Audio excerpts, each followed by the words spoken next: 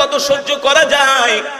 আল্লাহর নবী আম্মা জান আয়েশাকে ডাক দিয়ে বলে, ইয়া আয়েশা, ইয়া আয়েশা, আনা আতশানুন জিদ্দান। আয়েশা গো, আমি অনেক ক্লান্ত, পরিশ্রান্ত, আমার অনেক ক্ষুধা লেগেছে, পানির পিপাসা লেগেছে।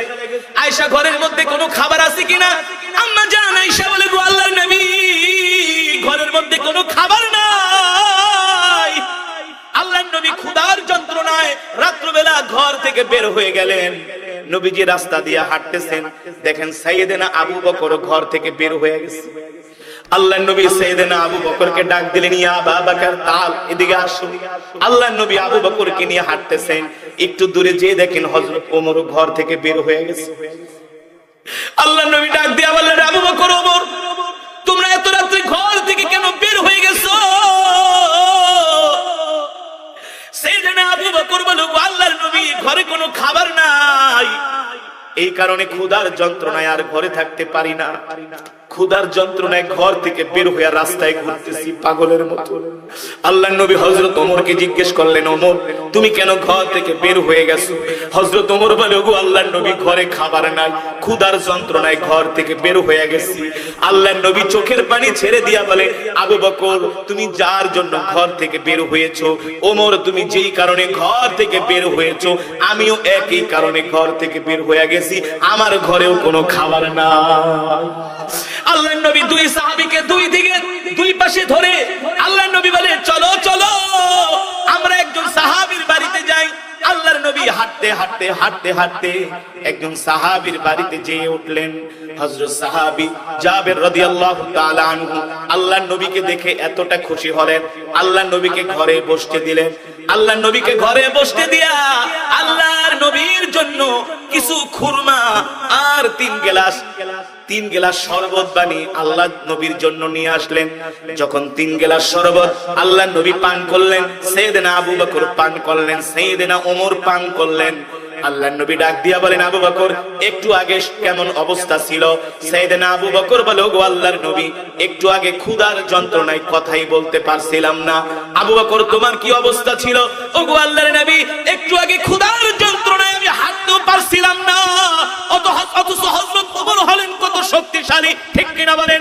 মানুষ যতই শক্তিশালী হোক না কেন, ক্ষুধার কাছে সবাই দুর্বল হয়ে যায়, যায় কি যায় না? হযরত ওমর বলেন, গো আল্লাহর নবী, ক্ষুধার যন্ত্রণায় আমি হাঁটতেও পারি নাই।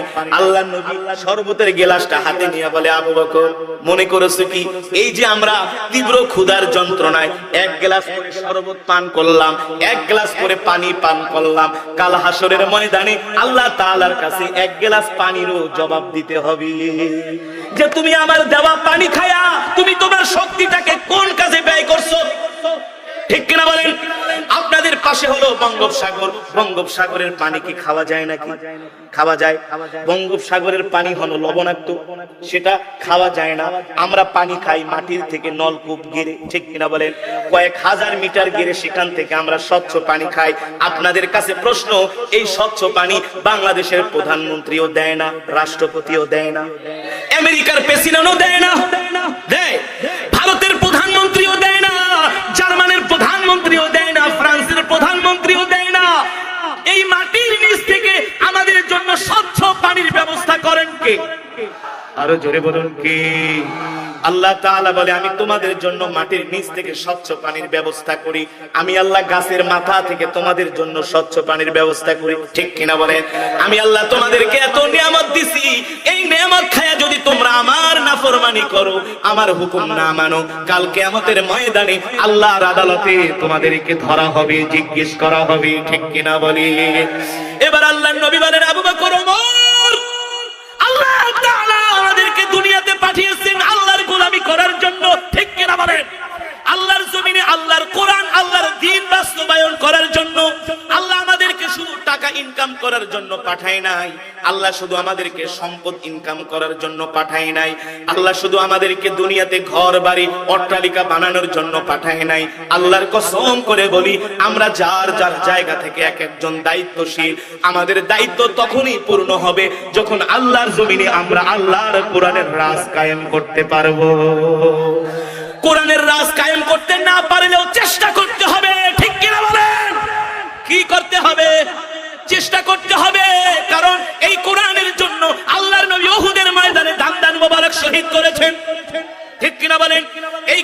জন্য রাসূলের সাহাবী হযরতে বেলালকে অকাথ্য নির্যাতন করা হয়েছে।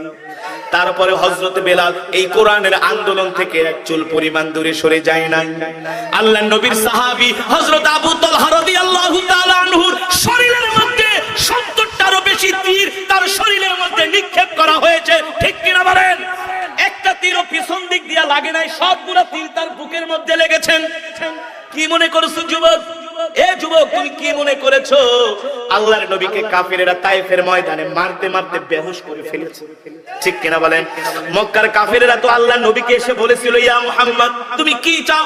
যদি তুমি সম্পদ চাও, মক্কার সব সম্পদের মালিক তোমাকে বানিয়ে দেওয়া হবে। ও মুহাম্মদ তুমি কি চাও? যদি সুন্দরী নারী চাও, তোমার ঘরে হাজার হাজার মক্কার সুন্দরী নারী তোমার ঘরে পাঠিয়ে দেওয়া হবে। এ মুহাম্মদ তুমি কি চাও? যদি ক্ষমতা চাও, তাহলে আমরা তোমাকে মক্কার সবচেয়ে বড় নেতা বানিয়ে দিব, ঠিক কিনা বলেন? আমরা তো সেই নবীর এমন উম্মত, 500 টাকার বান্ডিল দেখলে আমরা আমাদের ঈমান বিক্রি করে দিই, কথা বলে না কেন? আমরা তো সেই নবীর এমন মুনাফিক উম্মত হয়ে গেছি, একটু ক্ষমতার লোভ দেখাইলে আমরা দিন ইসলামকে অবিশ্বাস করতেও আমরা কুণ্ঠাবোধ করি না, কথা বলেন? বলতে পারেন হুজুর এটা আবার কি বললেন? হ্যাঁ, গত সপ্তাহে আমি প্রোগ্রাম করেছি ঢাকার পাশে টাঙ্গাইলে মধুপুর একটা থানা আছে যেখানে বেশি আনারস হয়। একজন যুবক আমার মাহফিলে আসছে, এসে আমার কাছে আমার হাত ধরে কান্না করে দিছে। আমি বলি, যুবক তুমি কাঁদো কেন? বলে, হুজুর আপনি কি জানেন আমরা কোন অবস্থায় আছি? কোন অবস্থায় আছেন? বলে, হুজুর আমার বাড়ি হলো টাঙ্গাইল মধুপুরে, আমার এলাকার অনেক মুসলমানরা অর্থের লোভে তারা খ্রিস্টান হয়ে যাচ্ছে, শতে শতে যুবকরা তারা খ্রিস্টান হয়ে যাচ্ছে। কারণ কি? বলে, আমেরিকার যারা ধর্মের প্রচার করে তাদের এনজিও আছে, এনজিও আপনাদের এই উখিয়াতেও কিন্তু আছে খ্রিস্টান মিশনারিরা, তারা বিলিয়ন ডলার ব্যয় করে মুসলমানদেরকে খ্রিস্টান বানানোর জন্য। বলে, হুজুর গত এক সপ্তাহ আগে 10 জন যুবক তারা খ্রিস্টান হয়ে গেছে। কারণ কি? তাদেরকে আমেরিকার ভিসার লোভ দেওয়া হয়েছে যে তোরা যদি খ্রিস্টান হয়ে যাস তোদেরকে আমেরিকার ভিসা দেওয়া হবে, আমেরিকায় নিয়ে তোমাদেরকে চাকরি দেওয়া হবে। এই লোভে মুসলমান যুবকরা তারা ইসলাম ছেড়ে খ্রিস্টান ধর্ম গ্রহণ করতেছে। অথচ একটু দুনিয়ার আরাম আয়েশের জন্য, একটু দুনিয়ার শান্তির জন্য তারা তাদের নিজের ধর্মটাকে ত্যাগ করতেছে। অথচ ওই হারামজাদারা জানে না যেই কোনো সময় মৃত্যু চলে আসতে পারে। আমেরিকার স্বাদ সে গ্রহণ না, আমেরিকার স্বাদ সে না ভোগ করতেও পারে, আমেরিকার স্বাদ ভোগ না করার আগে তাকে কবরেও যেতে হতে পারে, ঠিক কিনা বলেন? সেই ঈমান নাই, কিছু অর্থের কাছে তারা ঈমান বিক্রি করে দিচ্ছে। ও যুবক, আল্লাহর নবীকে মক্কার কাফিরেরা প্রস্তাব দিল। আল্লাহর নবী বলে, এ মক্কার কাফিরেরা, আবু লাহাব, আবু জেহেল, উতবা, শাইবা, ওয়ালিদ ইবনে মুগীরা, আমাকে সম্পদের লোভ দেখায় লাভ নাই, ক্ষমতার লোভ দেখায় লাভ নাই, নারীর লোভ দেখায় লাভ নাই। লাম্মা রাআল কমারা ইয়ামিনি ওয়াশ শামসা ইয়াশিমালি, আমার এক হাতে যদি চন্দ্র দেওয়া হয়, আরেক হাতে যদি সূর্য দেওয়া হয়, আমি মুহাম্মদ আল্লাহর পয়গম্বর আল্লাহর কোরআনের আন্দোলন থেকে এক চুল পরিমাণ দূরে সরে যাব না, ঠিক কিনা বলেন? আল্লাহর নবীর সাহাবীরাও এমন ছিলেন, আল্লাহর নবীর সাহাবীরাও এমন ছিলেন। আল্লাহর নবীর সাহাবীরা তারা কোরআনের জন্য নিজের সম্পদ ব্যয় করেছেন। শুধু সম্পদ ব্যয় করেন নাই, তারা কোরআনের জন্য নিজের মাতৃভূমি ছেড়েছেন, কথা কন না কেন? তারা কোরআনের জন্য নিজের সন্তানের ভালোবাসা ছেড়েছেন, তারা কোরআনের জন্য নিজের স্ত্রীর ভালোবাসা ছেড়েছেন, তারা কোরআনের জন্য, দ্বীনের জন্য নিজের বিলাসী জীবনকে তারা বিসর্জন দিয়েছেন, ঠিক কিনা বলেন? তাদের মধ্য থেকে নবীজির একজন সাহাবী যার নাম হলো মুসাব ইবনে উমাইর। নাম কি? মুসাব ইবনে উমাইর এখনো কালেমা পড়ে মুসলমান হয় নাই, সে একজন মূর্তি পূজক। এ যুবক, এই ঘটনাটা শোনার পরে তোমাদের লজ্জা হওয়া উচিত। মুসাব বিন উমাইর এখনো কালেমা পড়ে মুসলমান হয় নাই, এখনো ঈমান গ্রহণ করে নাই। কিন্তু ঈমান গ্রহণ না করলে কি হবে? সে ঈমান না আনা অবস্থায়ও সে আল্লাহর কোরআনের জন্য পাগল ছিল। আর তুমি মুসলমানের সন্তান হয়ে কোরআনের বিরোধিতা করো, আছে কি? আছে না? নাই। কোরআনের কথা বললে, হক কথা বললে তার ভালো লাগে না, হ্যাঁ? কিন্তু রাসূলের সাহাবী মুসাব বিন উমাইর এখনো কালেমা পড়ে মুসলমান হয় নাই, ঈমানও গ্রহণ করে নাই। আবু জেহেল যে বলল, এ মুসাব শোনো, তুমি আমাদের গর্বের ধন, আমরা তোমাকে নিয়ে গর্ব করি। তোমার বাবা মক্কার সম্ভ্রান্ত পরিবারের সন্তান, ধনাঢ্য পরিবার তোমরা, তোমাদের সম্পদের অভাব নাই, অর্থের অভাব নাই, ক্ষমতার অভাব নাই, তুমি একজন সুশিক্ষিত যুবক। আমি আবু জেহেল এসে তোমাকে বলে গেলাম, তুমি ভুলেও কিন্তু মুহাম্মাদের ধারে কাছেও যাবা না। নাউজুবিল্লাহ বলেন।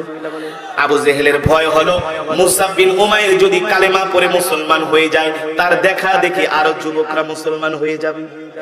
এই কারণে আগে যেই বলতেছে তুমি কিন্তু মুহাম্মাদের ধারে কাছেও যাবা না। মুসাব বিন উমাইর বলে কেন যাব না? বলে মুহাম্মদ হুয়া মাজনুন, সে হলো একটা পাগল। বলেন নাউজুবিল্লাহ। মুহাম্মদ হিয়া কাহিন, সে হলো গণক।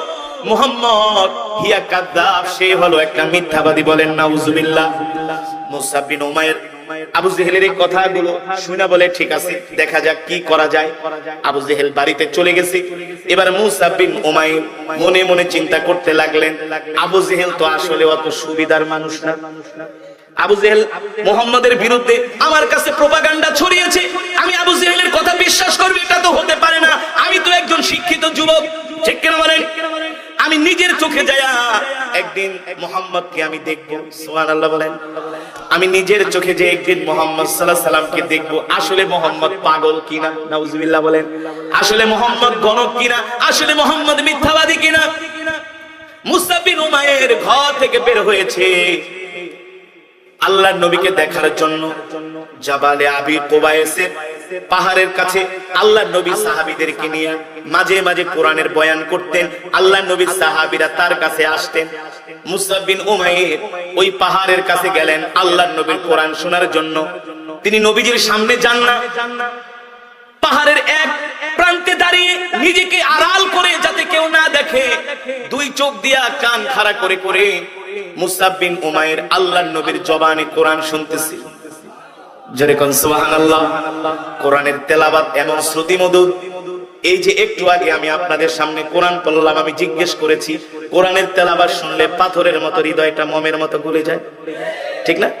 আমি যে আপনাদের সামনে কোরআন পড়েছি কয় মিনিট বলতে পারবেন?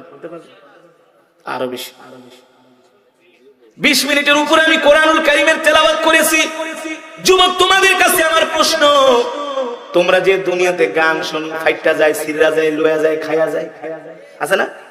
ওই যে মমতাজের যে নাকি বুখারীর পুরাটা মুখস্থ করে ফেলাইছে, যে নাকি বুখারীর পুরো একেবারে তিরমিজি আবু দাউদ সব পড়ে ফেলেছে, সে আলেমদের সাথে টেক্কা দেয়। আমি চ্যালেঞ্জ করেছিলাম, মমতাজ যদি সহি করে সূরা ফাতিহা পড়তে পারে তাহলে আমিও মমতাজের দল করব, আমিও মমতাজকে ভোট দিব। কিন্তু এই মহিলা আলেমদের বিরুদ্ধে সংসদে দাঁড়ায়া আমার ভ্যাট ট্যাক্সের পয়সায় এসি চলে, আমার ভ্যাট ট্যাক্সের টাকায় ওদের গাড়ির তেল চলে, ঠিক কিনা বলেন? আমার ভ্যাট ট্যাক্সের টাকা না হলে ওদের গাড়ির চাকা ঘুরে না। সংসদে দাঁড়ায়া আলেমদের বিরুদ্ধে এমন মিথ্যা মিথ্যা কথা বলছে, এক আলেম নাকি আর এক আলেমরে দেখতে পারেন। বলছে কি বলছে না? কে বলছে? এই কিছুদিন আগে ঢাকা শহরে হুরমতে আকসা একটা কনফারেন্স হয়েছে, সেই কনফারেন্সে বাংলাদেশের সব ঘরানার আলেমরা একত্র হয়েছে। আলহামদুলিল্লাহ, এখন বাংলাদেশের আলেমরা সবাই এক কাতারে চলে আসতেছে, কারণ আসতেই হবে, আসতেই হবে। আমাদের মাঝে ছোটখাটো দ্বন্দ্ব থাকতে পারে, ইসলাম নিয়ে আমাদের মাঝে কোনো দ্বন্দ্ব নাই। ইহুদি খ্রিস্টানরা চক্রান্ত করে আলেমদেরকে দূরে সরায় রাখে, একজনকে আরেকজনের সাথে মিশতে দেয় না। ওরা জানে বাংলাদেশের সব আলেমরা যদি এক হয়ে যায় তাহলে বাংলাদেশের ক্ষমতা আলেমদের হাতে চলে আসবে। কারণ দেশের মুসলমান দেখে আসছে পৃথিবীর শ্রেষ্ঠ মানুষ যারা কখনো মানুষকে কষ্ট দেয় না, মানুষের সম্পদ আত্মসাৎ করে না। হ্যাঁ করে। স্বাধীন বাংলাদেশের কতগুলো আলেম সংসদ ছিল না? কতগুলো মন্ত্রী ছিল আলেম, যাদের সাথে আমার গভীর সম্পর্ক ছিল। 2 টাকার দুর্নীতিও দুদক বের করতে পারে, 2 টাকার দুর্নীতিও না। তারা বাসা থেকে খাবার রান্না করে এনে অফিসে খাইতে। আর তোমরা তো সোনারগাঁর লাঞ্চ ছাড়া, ডিনার ছাড়া তোমাদের খাবার চলে না, ঠিক কিনা বলেন? মিথ্যা মিথ্যা এগুলো বললেই তো খারাপ। কোরআন তো আল্লাহর কিতাব, এখানে তো গোপন করা যাবে না, ঠিক কিনা বলেন? কোরআনের কথা বলতেই হবে। কে রাগ হয়, কে খুশি হয়, এটা তো দেখার, আমার রব তো আমাকে দায়িত্ব দিয়েছেন হক কথা বলা, ঠিক কিনা বলেন? আমার রব আমাকে দায়িত্ব দিয়েছেন হক কথা বলা, কারণ যার যার জায়গা থেকে সে এক একজন দায়িত্বশীল। কি যুবক, গাঁজা খায়া বাবা খায়া ফুটবল খেলা বাংলা সিনেমা দেখে জীবনটারে শেষ করে দিবা? ফেরেশতাদের মায়ের একটাও মাটিতে পড়ে, পিটা পাছা লাল করে ফেলাই, হাফ প্যান্ট পরে ঘুরে আসেনি আপনার বেলায়? যুবক হাফ প্যান্ট পরে ঘুরে, কি ভাব, চুলের কাটিং দেয় মেসি আর রোনাল্ডো, সালমান খান শাহরুখ খানের কাটিং দেয়, একটারও চরিত্রের ঠিক নাই। ওদের চুলের কাটিং মারে, চুলের ভিতরে ওদের কাটিং মারে। এখন আবার কিছু বাংলাদেশের যুবক বেরিয়েছে যারা চুলের মধ্যে হারপিক মারে, দেখছেন? চুলের হারপিক কালার, ফকিনের পুত ভাত খাইতে ভাত পায় না, কথায় কথায় ইংলিশ মানে, ঠিক কি না বলেন? ওরা আমাদের সমাজটাকে নষ্ট করে দিচ্ছে, আমাদের প্রজন্মটাকে ওরা মেরুদণ্ডহীন বানিয়ে দিচ্ছে। আজকে ওদেরকে যুবকরা অনুসরণ করতেছে। অনেক যুবকরা এখন টিকটকারদেরকে অনুসরণ, টিকটকারের লেগে তারা বুক ফাইটা কান্না করে। বাংলাদেশে এখন শিক্ষিত মানুষের চেয়ে টিকটকারের দাম বেশি, কারণ এক একটা টিকটকারের আয় বলে মাসে 10 লাখ টাকা। তো পড়ালেখা করে কি ঘোড়া ডিম করবো? পড়ালেখা করে কয় টাকা বেতন করবো? এই কারণে ওই কক্সবাজারের বিচে যায় শুয়া শুয়া টিকটক আছে কি আছে না? আছে কি আছে না? এই সমাজটাকে পরিবর্তন করতে হবে, ঠিক কিনা বলেন? আর এই সমাজ আল্লাহর কোরআন ছাড়া পরিবর্তন করা, যদি তোমরা চেষ্টা না করো সমস্যা নাই। ইমাম মাহদি আসতেছে। কে আসতেছে? কে আসতেছে? ইমাম মাহদি আসতেছে। ইনশা তোমরা যতই ইসলামের বিরোধিতা করো, ইমাম মাহদি আসার পরে এক রাতের মধ্যে পৃথিবীর মোড় পাল্টে যাবে। মোল্লাদের হাতে ক্ষমতা চলে আসবে, পৃথিবীর প্রতিটা ইঞ্চি ইঞ্চি মাটিতে কালেমার পতাকা উড়বে, ঠিক কিনা বলেন? মোল্লাদেরকে তোমরা বলদ মনে করো, মনে করো মোল্লারা কিছু বোঝে না। যাদের কাছে কোরআনের জ্ঞান আছে তারা হলো পৃথিবীর শ্রেষ্ঠ জ্ঞানী। যার কাছে কোরআনের জ্ঞান নাই সে হলো মূর্খ। যত বড় ডাক্তার হোক, ইঞ্জিনিয়ার হোক, পাইলট হোক, সে মূর্খ, মূর্খ, মূর্খ, ঠিক কিনা বলেন? যেই কোরআন হলো ওহির কিতাব, ইয়াসিন ওয়াল কুরআনিল, এই কোরআন হলো বিজ্ঞানময় কিতাব। এমন কোন বিষয় নাই কোরআনের মধ্যে নাই। সব বিষয় আল্লাহ তাআলা কোরআনের মধ্যে লিপিবদ্ধ করেছেন। আমরা শান্তির জন্য আমেরিকার পিছনে ঘুরি, শান্তির জন্য আমরা ভারতের পিছনে ঘুরি, শান্তির জন্য আমরা জার্মান ফ্রান্সের পিছনে ঘুরি। ওরা শান্তি কোত্থেকে দিবে? ওরাই তো শান্তির জন্য হন্য হয়ে খোঁজে, ঠিক কিনা বলেন? ওদের ঘরের মধ্যে শান্তি নাই, পরিবারের মধ্যে শান্তি নাই, রাষ্ট্রের মধ্যে শান্তি নাই। বাপ যায় এক বেটারে নিয়ে আর মায়ে যায় আরেক বেটারে নিয়ে, ওদের কন্যা সন্তান যায় আরেক ছেলেরে নিয়ে। ওরা মদ খায় রাস্তার মধ্যে ভূত হয়ে পড়ে থাকে। পশ্চিমারা আমাদেরকে শান্তি দিবে কোত্থেকে? ওরা আমাদেরকে শান্তির বার্তা কোত্থেকে দিবে? শান্তির থিওরি কোত্থেকে দিবে? আমরা মুসলমানরা তো শান্তি গোডাউন নিয়ে বসে, ঠিক না? শান্তির গোডাউন হলো কোরআন। সুবহানাল্লাহ বলেন। কেমন গোডাউন? ফর এক্সাম্পল, যদি বাংলাদেশে আইন করা হয়, আজান দেওয়ার সাথে সাথে প্রত্যেকটা যুবক মসজিদে যায় নামাজ পড়তে হবে, দোকানপাট বন্ধ হয়ে যাবে। চোর চুরি করলে তার এক হাত কাইটে দেওয়া হবে। যদি কেউ চুরি করে কক্সবাজারের লাবণী পয়েন্টে নিয়ে সবার সামনে তার হাত কেটে দেওয়া হবে। চুরি করবে?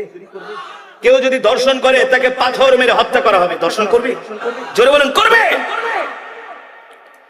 সৌদি আরবের একটা পত্রিকায় লিখেছে, একটা ছেলে শুধু একটা মহিলাকে মোবাইলে একটা মেসেজ পাঠিয়েছে। একটা ছেলে একটা মহিলাকে মেসেজ পাঠিয়েছে, শুধু একটা মেসেজ। মানে তার সাথে একটু ভাব লাগে, বোঝে না? বাংলাদেশে তো এখন পরকীয়া একেবারে মহামারী আকার ধারণ করছে। কি এই যে আমরা বিদেশে যাই প্রোগ্রাম করতে, বিদেশ যাই, সৌদি আরব, দুবাই, মালয়েশিয়া, মধ্যপ্রাচ্য, এক এক দেশে যাই। আপনাদের চিটাগাঙ্গের অনেক লোক আছে কক্সবাজারের, সৌদি আরব থাকে, দুবাই। দেখলে হুজুর আমার কপাল পুইরা গেছে। কই তোর কপাল তো ঠিকই আছে। না, কপাল পুইরা গেছে। কি হইছে? হুজুর এত শখ করে বিয়া করছি, এত আদর করে বউডারে রাখছি, ওই বউ আমার টাকা পয়সা লইয়া কামাইল্লার লাগে ভাইগে গেছে। ভাইগে তো যাই, বউরে দিয়া গেছে এন্ড্রয়েড সেট কিনা, সেই বউ তোমার লাগে ভিডিও কলে কথা না কই কামাইল্লার লাগে কথা। তুমি তোমার ব্যাংক অ্যাকাউন্ট মায়ের নামে বাবার নামে না করে দিছো বউর নামে। কার নামে দিছো? গোলাপির নামে। সেই গোলাপি তো তোমাকে একেবারে কেল্লা ফতে করে দিচ্ছে। হুজুর এত কষ্ট করে 5টা বছর টাকা কামাইছি, সেই টাকা লয়ে অন্য ছেলের লাগে ভাইগা গেছে। আপনাদের কাছে আমার প্রশ্ন, এই যুবক বিদেশ যাওয়ার সময় যদি তার স্ত্রীকে বলতো, স্ত্রী তোর হাতে ধরি, আমি যাওয়ার পরে তুই পর্দা ছাড়া ঘর থেকে বের হবি, তোর এই হাত পাও তো দূরের কথা, তোর চোখও যাতে কোনো যুবক না দেখে, তোর কণ্ঠও যাতে না শুনে, তুই বোরকা পরে বের হবি, সকাল সন্ধ্যা কোরআন পড়বি। কি পড়বি? কোরআন পড়বি।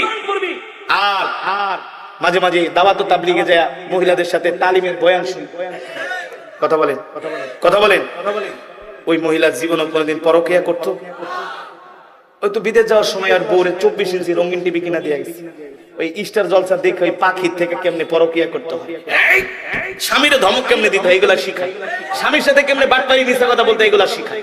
ঠিক কি বলেন? তাহলে তোমার সংসার তো ভাঙবেই। তুমি যদি তোমার স্ত্রীকে কোরআনের কপি কিনে দিয়ে যেতা, কিতাব কিনে দিয়ে যেতা, আর যদি বলতা সকাল সন্ধ্যা কোরআন পড়বি, সকাল সন্ধ্যা জিকির করবি, পর্দা ছাড়া ঘর থেকে বের হবি না, আমি ওসিয়ত করে গেলাম। তোমার স্ত্রী পরকিয়া তো দূরের কথা, তোমার স্ত্রী রাবেয়া বসরি হয়ে যেত। সে কেন বলে? আমাদের মোল্লাদের কথা তো তোমাদের ভালো লাগে না, মোল্লাদের কথা তোমাদের গায়ে লাগে না। যখন বিপদে পড়ে যাও তখন আয়েশা কয়, হুজুর আমার একটু পানি পড়া দেন, একটা তাবিজ দেন। আমি বলি এখন পানি পড়া তাবিজ দিলে আমারে পেটে খাওয়াইলেও কোনো লাভ হবে? লাভ হবে না। আগে থেকেই এই দিন শিখাতে হতো, কোরআন শিখাতে হতো। ঠিক কিনা বলেন? ঠিক আমাদের তরুণ প্রজন্মেরা নষ্ট হয়ে যাচ্ছে, তারা মাদকাসক্ত হয়ে যাচ্ছে, তারা নেশাখোর হয়ে যাচ্ছে, তারা ছিনতাইকারী হয়ে যাচ্ছে, তারা মাস্তান হয়ে যাচ্ছে, তারা ডাকাত হয়ে যাচ্ছে। 6-7 এর ছেলেরা এখন রাস্তায় ওপেন দাঁড়ায় দাঁড়ায় সিগারেট খায়। এদেরকে যদি ভালো করতে হয় আল্লাহর কোরআন ছাড়া সম্ভব? যারা বলেন সম্ভব। এই কারণেই মুসলমান আল্লাহর নবীকে আল্লাহ তাআলা কোরআন দিয়া মক্কার জমিনে পাঠাইলেন, আর নবী মক্কার কাফেরদেরকে কোরআন দিয়া দাওয়াত দিলেন। কোরআনের দাওয়াতের কারণে কি হলো? মক্কার জমিন থেকে চুরি বন্ধ হয়ে গেল, সুবহানাল্লাহ, ধর্ষণ বন্ধ হয়ে গেল, ইফটিচিং বন্ধ হয়ে গেল। মক্কার যুবকেরা আল্লাহর নবীর হাতে হাত রেখে তারা দলে দলে কালেমা পড়ে মুসলমান হতে শুরু করলো। ওই যে মুসআব বিন উমাইরের কথা মনে আছে নাকি? হ্যাঁ, মুসআব বিন উমাইর পাহাড়ের পিছনে যে দাঁড়িয়ে দাঁড়িয়ে আল্লাহর নবীর কোরআনের তেলাওয়াত শুনতেছে।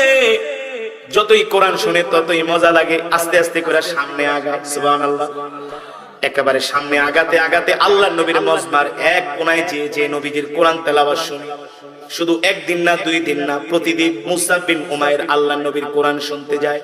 হঠাৎ করে একদিন আল্লাহর নবীর নজর পড়ে গেল মুসআব বিন উমাইরের দিকে। আল্লাহর নবী ডাক দিলেন, তালিয়া শাবাব, এ যুবক এদিকে আসো। এ তোমার নাম কি? কোথায় তুমি থাকো? বলে আমার নাম হলো মুসআব বিন উমাইর। আল্লাহর নবী বলে, আনতা মুসআব বিন উমাইর, তুমি কি মুসআব বিন উমাইর? বলে হ্যাঁ, আমি তো তোমার বাবাকে চিনি। তোমার বাবা হলো মক্কার অনেক বড় একজন ব্যবসায়ী, অনেক সম্ভ্রান্তশালী, সম্পদের অভাব নাই, ক্ষমতার অনেক দাপট তোমার বাবার। আমি তো তোমার বাবাকে চিনি। মুসআব বিন উমাইর বলে হ্যাঁ, আমি তার সন্তান। আল্লাহর নবী ডাক দিয়া বলে, তাহলে তুমি প্রতিদিন দেখি তুমি আমাদের মজমায় এসে কোরআন শোনো, সুবহানাল্লাহ বলেন।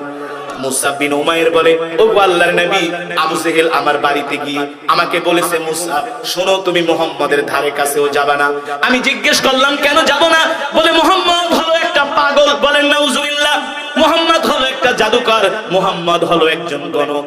আল্লাহর নবী মুস্কি হাসি দিয়া মুসআব বিন উমাইরকে প্রশ্ন করলেন, আচ্ছা আবু জেহেল যে আমাকে পাগল বলেছে, সত্যি করে বলো, তুমি তো একজন শিক্ষিত যুবক, আমাকে কি পাগলের মতো দেখা যায়? মুসআব বিন উমাইর বলে, ওয়াল্লাহি রাব্বিল কাবা, রবের কাবার কসম খায়া বলি, পাগলের চেহারা কোনোদিন এত সুন্দর হতে পারে না। পাগলের চেহারা কোনোদিন এত সুন্দর হতে পারে না। আল্লাহর নবী ডাক দিয়ে বলে, মুসআব, আবু জেহেল যে আমাকে গণক বলেছে, কবি বলেছে, তোমার কি মনে হয় আমি কবি, আমি গণক? মুসআব বিন উমাইর বলে, ওগো আল্লাহর নবী, আমি হলাম একজন শিক্ষিত মানুষ, শিক্ষিত যুবক। মক্কার সবাই আমাকে শিক্ষিত জানে। আমার দাদা কবি, আমার 14 গোষ্ঠী কবি। আল্লাহর কসম করে বলি, আপনার জবানে আমি যে কোরআনের তেলাওয়াত শুনেছি, এই কোরআন কোনো কবির কাব্য হতে পারে না। এই কোরআন হলো আল্লাহর জবানের কালাম। আল্লাহু আকবার, জোরে বলুন আল্লাহু আকবার। আল্লাহর নবী বলে, যুবক তোমার কাছে কি কোরআন ভালো লেগেছে? বলে ভালো না লাগলে কি প্রতিদিন আসতাম নাকি? সুবহানাল্লাহ বলেন। রাহমাতুল লিল আলামিনের নজর পড়েছে যুবকের দিকে। আল্লাহর নবী ডাক দিয়া বলে, এই যুবক, আর কত দূর থেকে কোরআন শুনবা, একটু কাছে আসো। ওগো আল্লাহর নবী, কাছেই তো আসছি। না না না, এই কাছে না, আমি তোমাকে একটা প্রস্তাব দিব, তুমি কি আমার প্রস্তাব রাখবা নাকি? এ যুবক, তোমাদের মতো বারবার সাহাবীরা ওয়াদা করতেন আর ওয়াদা খেলাফ করতেন, তারা এমন ছিলেন না, ঠিক কিনা বলেন? আল্লাহর নবী বলে, তোমাকে আমি একটা প্রস্তাব দিব। কি প্রস্তাব দিবেন বলেন? দূর থেকে আর কত কোরআন শুনবা, আমার কাছে আসো। মুসআব বিন উমাইর বলে, তো আমি তো আপনার কাছেই আছি। বলে, না না না, আমার প্রস্তাব হলো তুমি এখনই আমার হাতে হাত রেখে কালেমা পড়ে মুসলমান হয়ে যাবি। কিন্তু যুবক, এই উখিয়ার যুবক, যত সহজে আমি কথাটা বলছি, যত সহজে আপনারা শুনছেন, বিষয়টা কিন্তু তত সহজ না। সে কালেমা পড়ে মুসলমান হলে তাকে ঘর থেকে বের করে দেওয়া হবে, তার বিলাসী জিন্দেগি মাটির সাথে মিশে যাবে, ঠিক কিনা বলেন? তাকে সম্পদ থেকে বঞ্চিত করবে, আত্মীয় স্বজন তাকে বয়কট করবে, তার মাতৃভূমি তাকে ছাড়তে হবে, ঠিক কিনা বলেন? এত সোজা না। আল্লাহর নবী প্রস্তাব দিলেন। আল্লাহর নবীর এক প্রস্তাবে মুসআব বিন উমাইর বলে, লাব্বাইক ওয়া সাদাইক ইয়া রাসূলুল্লাহ। ওগো নবী, আপনার হাত দেন, আমি এখনই আপনার হাতে হাত রেখে কালেমা পড়ে মুসলমান হয়ে যাব। লম্বা ঘটনা, লম্বা ঘটনা। এই দিন আনার কারণে, ইসলাম গ্রহণ করার কারণে মুসআব বিন উমাইরকে তার বাবা বাড়িতে 2 হাত 2 পা শিকল দিয়া বেঁধে ঘরের খুঁটির সাথে আটকিয়ে রেখেছে। বছরের পর বছর, দিনের পর দিন তার উপর নির্যাতন করা হয়েছে। আর বারবার প্রতিদিন জিজ্ঞেস করত, মুসআব, তুই মুহাম্মদের ধর্ম ছেড়ে দে, মুহাম্মদকে ভুলে যা। মুসআব বিন উমাইর বলে, মা ইয়া আবি ইয়া উম্মি, যতই অত্যাচার আমার উপর করো না কেন, ওয়াল্লাহি রব্বিল কাবা, রবের কাবার কসম খায়া বলি, তোমাদের অত্যাচার সহ্য করতে করতে আমি শহীদ হয়ে যাব। এক মুহূর্তের জন্য আল্লাহর নবীকে ভুলতে পারবো না, এক মুহূর্তের জন্য কোরআন ছেড়ে দিতে পারবো না। আল্লাহু আকবার। তার উপরে নির্মম নির্যাতন করতে করতে যখন তাকে একেবারে শেষ করে দেওয়া হলো, মুসআব বিন উমাইর শুকায়া কাঠ হয়ে গেল। কত সুন্দর সুদর্শন যুবক, একেবারে শুকিয়ে কঙ্কাল হয়ে গেছে। একদিন মুসআব বিন উমাইরের মা দেখতেছে মুসআব বিন উমাইর ঘরের খুঁটির সাথে হেলান দিয়া দিয়া কান্না করতেছে। শত হলেও তো মায়ের মন, সন্তানের চোখের পানি দেখে মা সহ্য করতে পারে নাই, দৌড়া যায় সন্তানকে কোলে দিছে। কোলে নিয়ে বলে, এ বাবা, তুমি কাঁদো কেন? আমার কথা কি তোমার মনে পড়েছে? মুসআব বিন উমাইর বলে, তোমার কথা মনে পড়ে না? আমি কতদিন ধরে আমি আমার কলিজার টুকরা নবীকে দেখি না, কতদিন ধরে নবীজির জবানে কোরআন শুনি না। আমাকে ছেড়ে দাও, আমাকে নবীর কাছে যেতে দাও। আল্লাহু আকবার। মুসআব বিন উমাইরের মা ডাক দিয়া বলে, বাবা রে, কোন জায়গার কোন মুহাম্মদের জন্য পাগল হয়ে গেলি? অথচ আমি তোর মা, তোকে আমি 10 মাস 10 দিন গর্ভে ধারণ করছি, আমি আমার পেটে রাখছি। আমার কথা মনে না কইরা তুই মুহাম্মদের কথা মনে করস? এ বাবা, তুই কি আমার চাইতে মুহাম্মদকে ভালোবাসো? মুসআব বিন উমাইর বলে, মা, আমি তোমাকে ভালোবাসি, আল্লাহর কসম করে বলি, আল্লাহর নবীর চাইতে আমি তোমাকে ভালোবাসি না। মা রাগ করে বলে, এত কষ্ট করে তোরে বড় করলাম, পালন লালন করলাম, যদি আমার চাইতে তুই মুহাম্মদকে ভালোবাসোস, তাইলে আমার সাথে আর তোর থাকার দরকার নাই।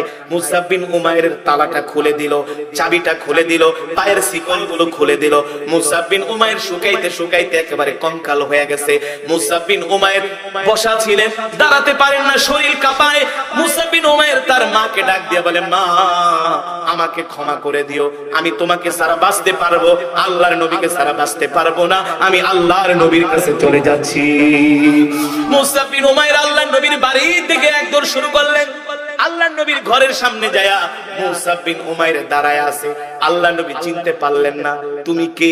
মুসআব বিন উমাইর বলো, গো আল্লাহর নবী, আমি তো আপনার সেই সাহাবী, যে মুসআব প্রতিদিন আপনার কোরআন শুনে আপনার হাতে হাত রেখে কালেমা পড়ে মুসলমান হয়ে গেছে।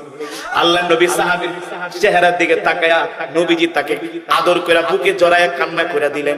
এ তোমার অবস্থা এমন কেন? তুমি তো মক্কার সুদর্শন যুবক ছিলে, তোমার চেহারা অনেক সুন্দর, তোমার বডি ফিটনেস অনেক সুন্দর, তুমি ছিলে একজন সুন্দর, তুমি ছিলে একজন দেখার মতো একজন সুদর্শন সুদর্শন একজন যুবক, এই অবস্থা, এই হাল তোমার কেন হলো? মুসাব বিন উমাইর বললেন, ওগো আল্লাহর নবী, আমি কালেমা পড়ে মুসলমান হয়ে গিয়েছি। এই কথা জানার পরে আমার মা বাবা, আত্মীয় স্বজন আমার উপরে বছরের পর বছর তারা নির্যাতন করেছে। ওগো নবী, দুনিয়ার সব ছাইরা চলে আসছি, কিন্তু আপনাকে ছাড়া, দিন ছাড়া আমি বাঁচতে পারবো না। এবারের হজে আমি উহুদের ময়দানে গিয়েছি, মুসাব বিন উমাইরের জীবনী পড়েছি আর কান্না করেছি। এই সাহাবী শেষ পর্যন্ত মক্কা থেকে আল্লাহর নবী বলে, তুমি মদিনায় চলে যাও, মক্কায় তোমার থাকা ঠিক হবে না, আমিও কিছুদিন পরে মদিনায় আসতেছি। আল্লাহর নবী তাকে মদিনায় পাঠিয়ে দিলেন। নবীজির জবানে কোরআন শুনতে শুনতে সে কোরআন মুখস্থ করে ফেলেছে। মদিনায় যায় তিনি মানুষদেরকে কোরআন শিখাইতেছে।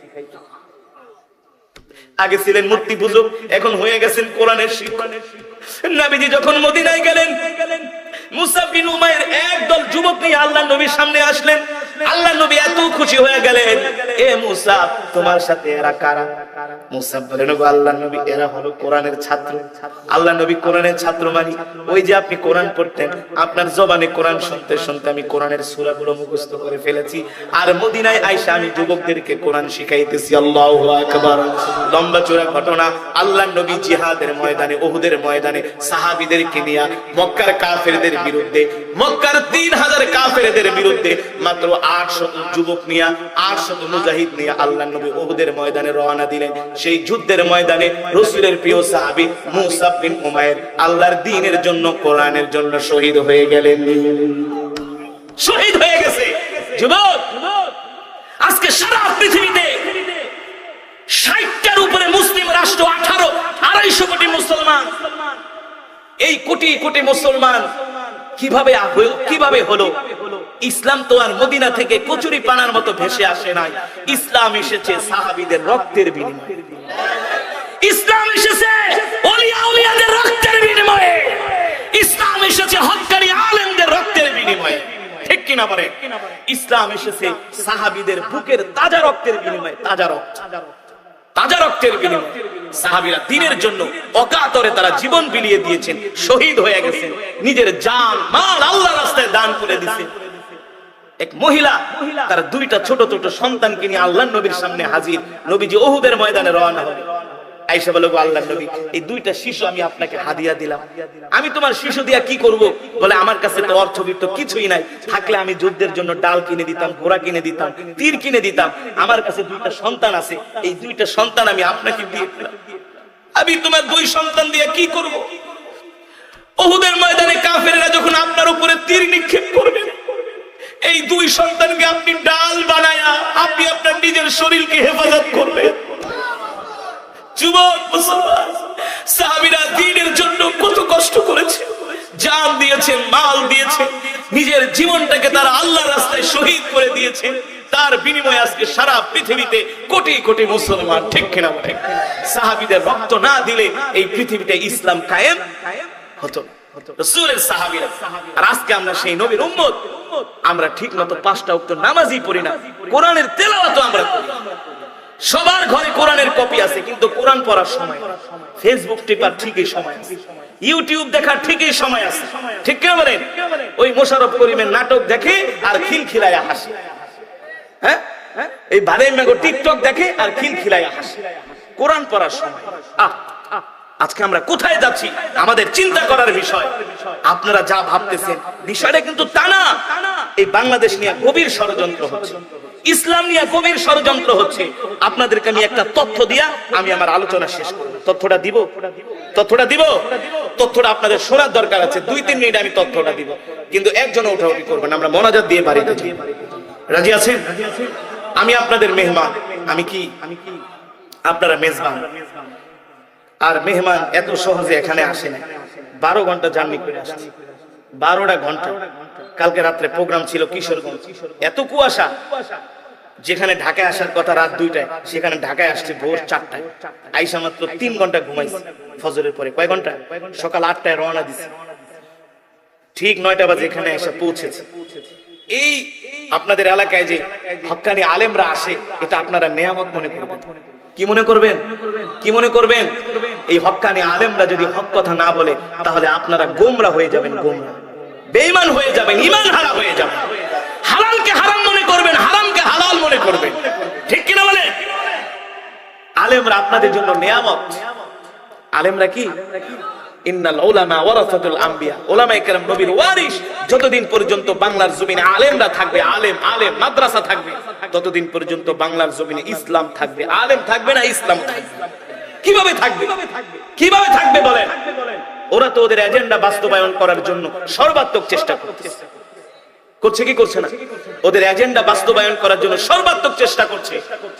পশ্চিমারা এদেশের মুসলমানের ঈমানকে ধ্বংস করার জন্য তারা তাদের বিলিয়ন বিলিয়ন অর্থ তারা ব্যয় করছে। পশ্চিমারা জানে যে মুসলমানদের সাথে তারা লড়াই করে কোনোদিন পারে নাই, পারবে না। পারছে? আফগানিস্তানে আমেরিকা 20 বছর মার খেয়েছে, রাশিয়া আফগানিস্তানে 40 বছর মার খেয়েছে। কত বছর? 40 বছর মার খেয়েছে। ইরাক থেকে আমেরিকা বিতাড়িত হয়েছে, সিরিয়া থেকে বিতাড়িত হয়েছে, লিবিয়া থেকে বিতাড়িত হয়েছে। মুসলমানকে পরাজিত করতে পারে না। যে মোল্লাদেরকে আমেরিকা সন্ত্রাস বলে সারা পৃথিবীতে ঢোল বাজিয়েছে, আজকে সারা পৃথিবীতে মোল্লারাই তাদের অর্থনীতিকে 1 নম্বরে নিয়ে গেছে। তাদের দেশকে তারা এগিয়ে নিয়ে যাচ্ছে। তাদের কারেন্সি আফগানি মুদ্রা এখন পৃথিবীতে ডলারের কিছু কম মূল্যে তাদের সেই কারেন্সি, তাদের সেই আফগানি মুদ্রার মূল্য আর কিছুদিন পরে তারা ডলারকেও টপকে যাবে। যে মোল্লাদেরকে তারা সন্ত্রাস বলছে, এই মোল্লারাই হবে ইমাম মাহাদির অনুসারী ইনশাআল্লাহ। মোল্লারা অস্ত্রে শস্ত্রে এখন তারা আধুনিক হচ্ছে। ঠিক কিনা বলে? হ্যাঁ, পৃথিবীর শুরুতেও ছিল মোল্লারা, শেষেও থাকবে মোল্লারা। মাঝখানে তোমাদেরকে দিছি, দেখি তোমরা কি খেলা খেলতে পারো। তোমরা এমন খেলাই খেলো একজনের মাথা আরেকজনের ফাটায়। ঠিক কিনা বলেন?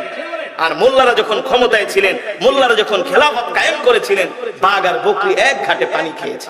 এমন ইনসাফ প্রতিষ্ঠা করেছে। কি দিয়া? আমেরিকার থিওরি দিয়া না, ইসরায়েলের থিওরি দিয়া না, ভারতের থিওরি দিয়া না, রাশিয়া, জাপান, ফ্রান্সের থিওরি দিয়া না। মোল্লারা করেছে আল্লাহর কোরআন দিয়ে। আল্লাহর কোরআন। ইতিহাস জানতে হবে। এই পৃথিবীর নেতৃত্ব তো আমরাই দিয়েছি। আমরাই স্পেন শাসন করেছি, আমরাই ভারত শাসন করেছি। ঠিক কিনা বলেন? সারা পৃথিবী তো আমরাই শাসন করেছি। ওসমানীয় সালতানাত পৃথিবী 700 বছর শাসন করেছে। কত বছর? কামাল আতাতুর্কের মতো গাদ্দার মুনাফিকদের কারণে খেলাফত বিলুপ্ত হয়েছে। তবে খেলাফত বিলুপ্তর 100 বছর পার হয়ে গেছে। ইনশাআল্লাহ এখন থেকে সারা পৃথিবীতে আবার কোরআনের আইন চালু। বেশি দিন লাগবে না, পৃথিবীর মোড় পাল্টে যাচ্ছে ইনশাআল্লাহ। সেই জন্য আমাদেরকে তৈয়ার থাকতে হবে, প্রস্তুত থাকতে হবে। ঠিক কিনা বলেন? যে কথাটা বলছিলাম, যে তথ্যটা আমি আপনাদেরকে দিব, খুব ভালো করে শুনেন। বাংলাদেশে আমেরিকা ট্রান্সজেন্ডার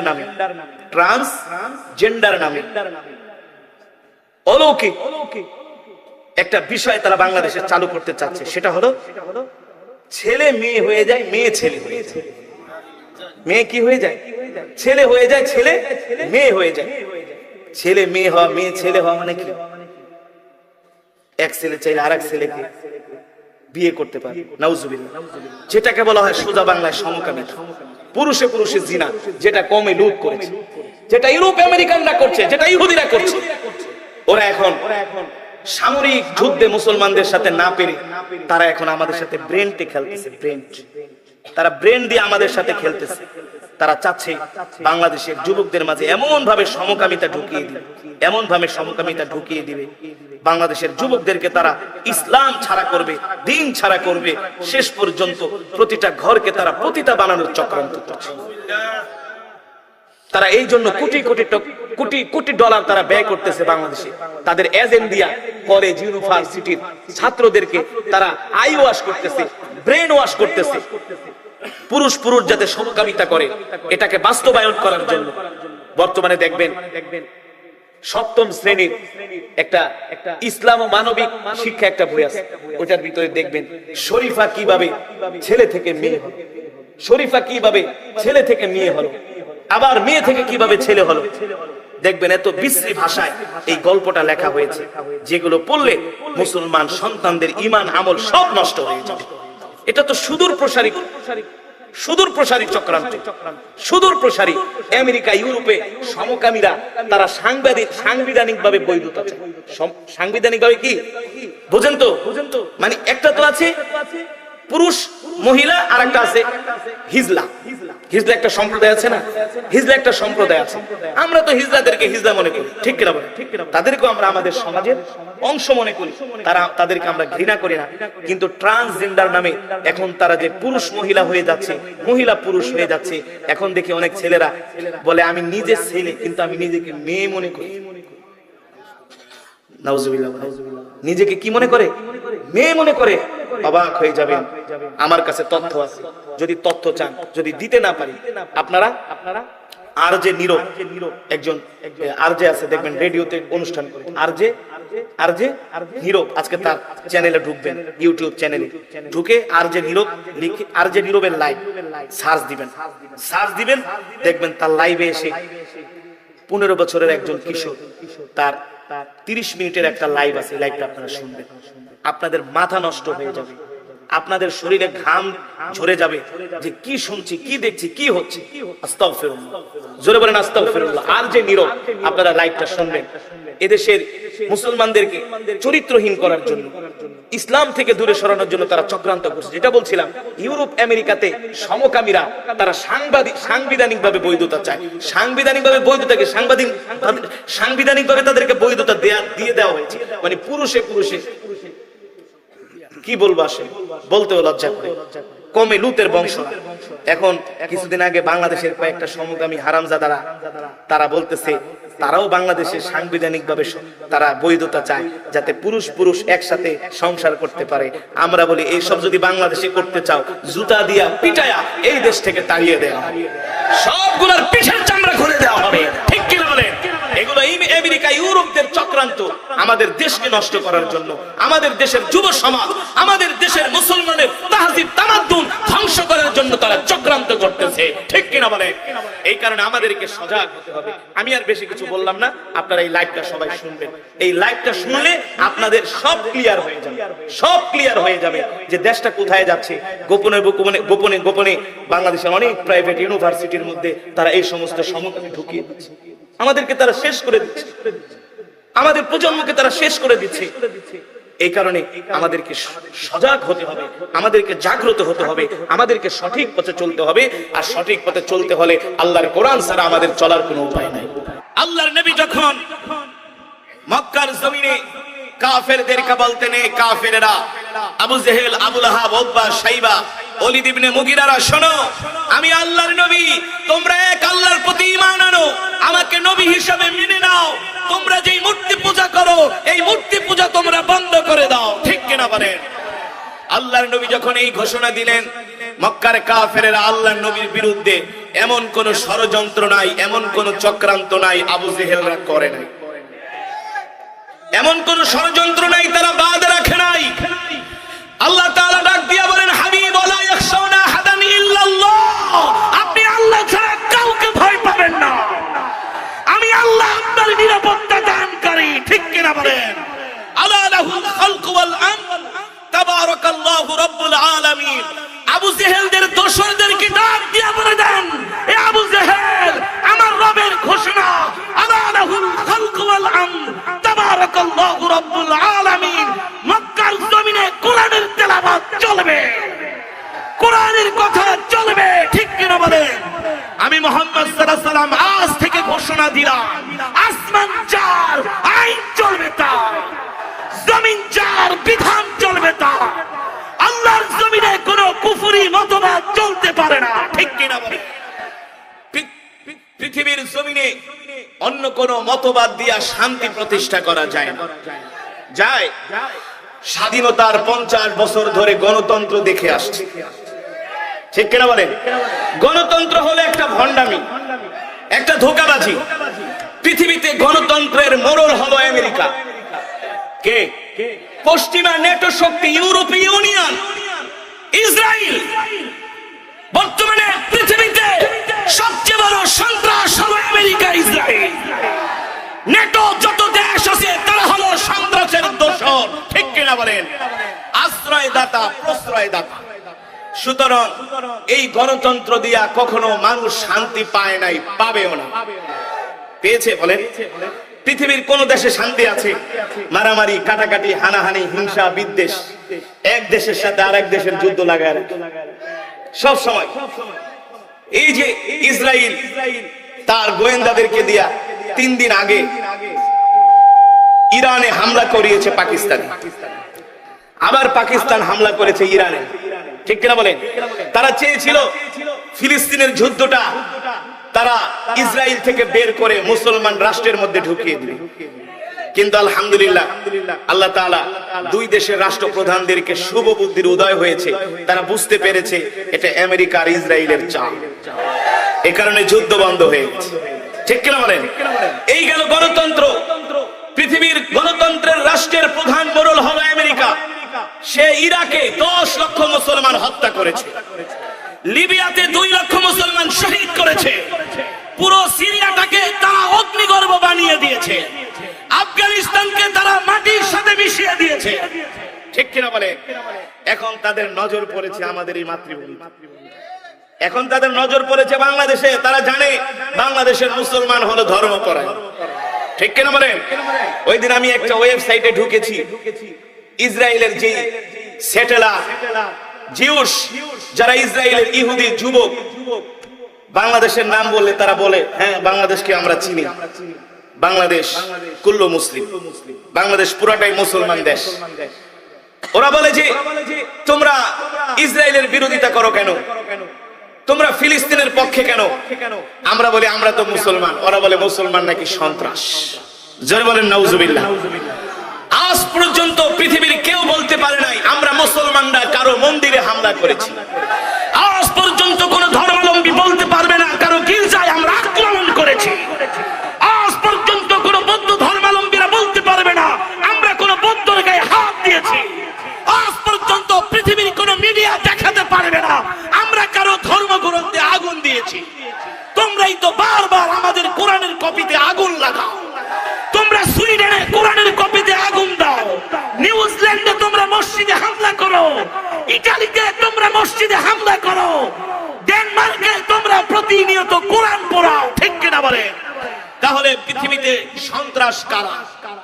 সন্ত্রাস হলো ইহুদি খ্রিস্টান, ঠিক কিনা বলেন? আমরা সন্ত্রাস হতে পারি না, আমরা জঙ্গি হতে পারি না, কিন্তু আমরা মুজাহিদ, ঠিক কিনা বলেন? আমরা হামাস, ঠিক কিনা বলেন? মুসলমান যে কোরআন আমি এতক্ষণ পর্যন্ত তেলাওয়াত করলাম, আল্লাহর নবীকে আল্লাহ তাআলা কোরআন দিয়ে মক্কায় পাঠিয়েছে। কোথায়? জোরে বলো। আল্লাহ তাআলা কোরআন দিয়ে নবীকে মক্কায় পাঠিয়েছেন, আর বলছেন ইয়া আইয়ুহার রাসূল বাল্লিগ মা উনজিলা ইলাইকা মির রাব্বিক ওয়া ইল্লাম তাফআল ফামা বাল্লাগতা রিসালাতা ওয়াল্লাহু ইয়াসিমুকা মিনান নাস ইন্নাল্লাহা লা ইয়াহদিল কওমাল ফাসিকিন। নবী, আপনাকে যে কোরআন দেওয়া হয়েছে এই কোরআন নিয়ে আপনি ঘরে বসে থাকবেন না। কোরআন আল্লাহর কিতাব, ঠিক কিনা বলেন? পৃথিবীর শ্রেষ্ঠ কিতাব, যালিকাল কিতাবু লা রাইবা ফীহি হুদাল লিল মুত্তাকিন। এই কোরআনের মধ্যে বুঝে না কি চিটাঙ্গা ভাষা লাগছে না বাংলা ভাষা? যেটা বলছিলাম, আল্লাহ তাআলা বলছেন নবী আপনার উপর যে কোরআন নাজিল করেছে এই কোরআন নিয়ে আপনি ঘরে বসে থাকবেন না। এই কোরআন ঘরে বসে রাখার কিতাব নয়, এই কোরআন শুধু মসজিদ মাদ্রাসার মধ্যে সীমাবদ্ধ রাখার কিতাব নয়। এই কোরআন হলো পৃথিবীর 250 কোটি মুসলমানের সংবিধান, ঠিক কিনা বলেন?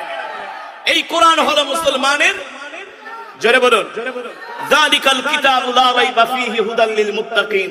এই কোরআনের মধ্যে কোনো সন্দেহ নাই, সন্দেহের অবকাশ নাই। এই কোরআন আল্লাহর এমন এক কিতাব, এই কোরআনের তেলাওয়াত শুনলে পাথরের মতো হৃদয়টা মোমের মতো গলে যায়। যায় কি যায় না? এই কোরআন আল্লাহর এমন কিতাব, এই কোরআনের তেলাওয়াত করলে শুধু মুসলমানের কাছে ভালো লাগে না, অমুসলিমরাও পাগল হয়ে যায়, বেকরার হয়ে যায়, ঠিক কিনা বলেন? 2017 সনে মালয়েশিয়ার জাতীয় স্বাধীনতা দিবস, ইংলিশে বলা হয় ইন্ডিপেন্ডেন্ট ডে, আর মালয় ভাষায় বলা হয় মারদেকা। আমরা তো উন্নত জাতি, এই কারণে আমরা আমাদের স্বাধীনতা দিবসে ঢোল বাজাই, কি বাজাই? সারা রাত ঢোল বাজাই, গান বাজাই, ঠিক না? মিউজিক বাজাই। আর মালয়েশিয়া তো গরিব রাষ্ট্র, তাদের দেশের মানুষ এসে আমাদের দেশে কাজ করে। তারা হলো অনুন্নত রাষ্ট্র, এই কারণে তারা স্বাধীনতা দিবসে কোরআনের তেলাওয়াতের মাহফিল করে। কি করে? কোরআনের তেলাওয়াতের মাহফিল করে। স্বাধীনতা দিবসে তাদের দেশে কোরআনের মাহফিল হয়, কেরাত মাহফিল হয় প্রতিটা মসজিদে মসজিদে। মালয়েশিয়ার রাজধানী কুয়ালালামপুরের বিখ্যাত মসজিদ মসজিদ আল জামেক, মসজিদ আল জামেক। 2017-18 2 বছর আমি সেই দেশে দাওয়াত পেয়েছিলাম, আমি সেখানে তেলাওয়াত করতে গিয়েছিলাম। মসজিদে জামেকে আসরের নামাজের পরে যখন আমার তেলাওয়াতের শিডিউল আসলো, আমার আজও মনে পড়ে, যখন আমি এই কোরআনের তেলাওয়াত করছি, শুধু মুসলমান না, আপনারা জানেন মালয়েশিয়া হলো পৃথিবীর অন্যতম একটা ধনী রাষ্ট্র, পর্যটক রাষ্ট্র। যেই দেশের কেএলসিসি টাওয়ার, যেই দেশের দৃষ্টিনন্দন মসজিদগুলো দেখার জন্য সারা পৃথিবী থেকে লক্ষ লক্ষ অমুসলিমরা মালয়েশিয়াতে প্রতি বছর আসে।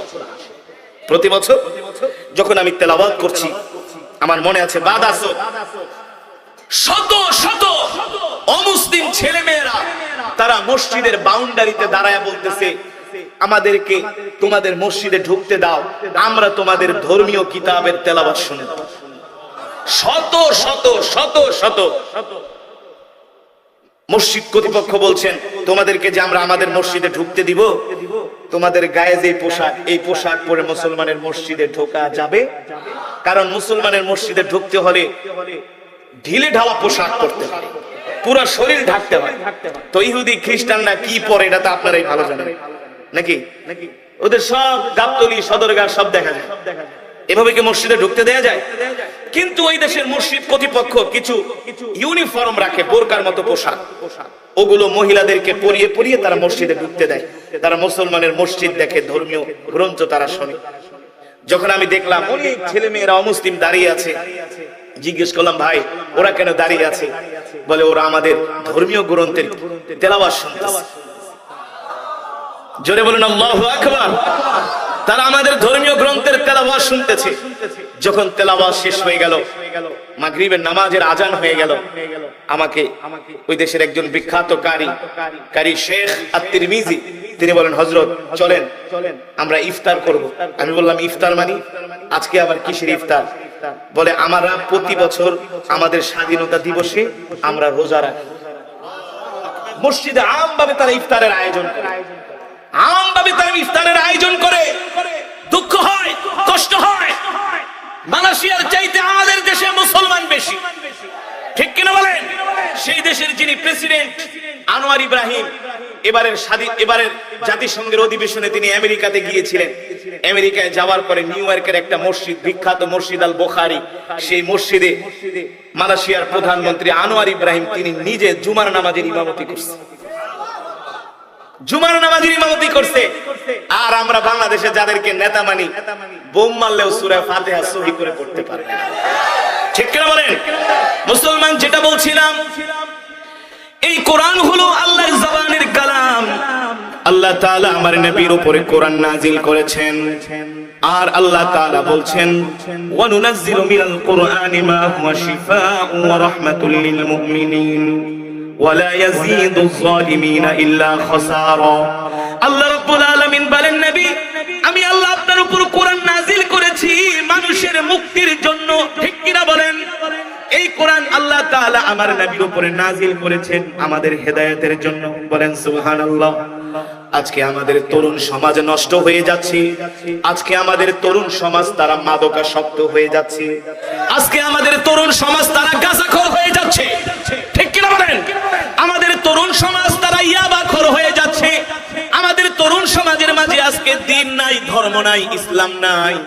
বাংলাদেশে বর্তমানে এমন একটা তরুণ সমাজ এখন জন্ম হয়েছে বাংলাদেশে, যারা রাত্রবেলা ঘুমাইতে যায় রাত 2টা বাজে, সকালবেলা ঘুম থেকে ওঠেন সকাল 11টা বাজে, ঠিক কিনা বলেন? সকালের নাস্তা খায় দুপুরের 2টায়, ঠিক কিনা বলো? আজকে আমাদের মুসলমানদের মাঝে দ্বীন নাই, ধর্ম নাই, ইসলাম নাই, কোরআন নাই। আমাদের যুবকগুলো নষ্ট হয়ে যাচ্ছে, আমাদের সন্তানগুলো দ্বীন হারা হয়ে যাচ্ছে, ইসলাম হারা হয়ে যাচ্ছে। আমাদের সন্তানগুলো দিন দিন তারা চরিত্রহীন হয়ে যাচ্ছে।